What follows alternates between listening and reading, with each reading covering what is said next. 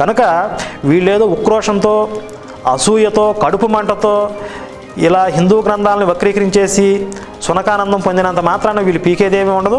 నిజానికి వీళ్ళు ఇట్లా హిందూ గ్రంథాలను వక్రీకరించి పెడార్థాలు తీయడం వల్ల హిందూ సమాజం ఇంకా చైతన్యవంతం అవుతుంది, జరిగేటటువంటి కుట్రలను ఇంకా బాగా తెలుసుకోగలుగుతున్నారు.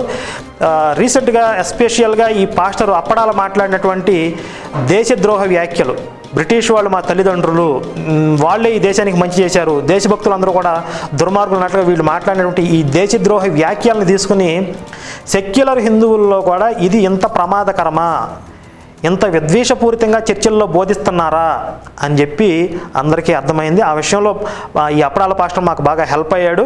ఇకపోతే మరి ఈ గుర్రాలు గాడిదలు అంటూ మాట్లాడాడు కదా, దాంతోపాటు ఈ అప్పడాల పాస్టర్కి మొహం చల్లట్లేదు. వీడు డైరెక్ట్గా వచ్చి మాట్లాడడానికి మొహం చల్లక బాగా కర్రు కాల్చి వాత పెట్టాను కదా 2 సార్లు. గతంలో ఒకసారి ఇట్లాగే నేను రాసిన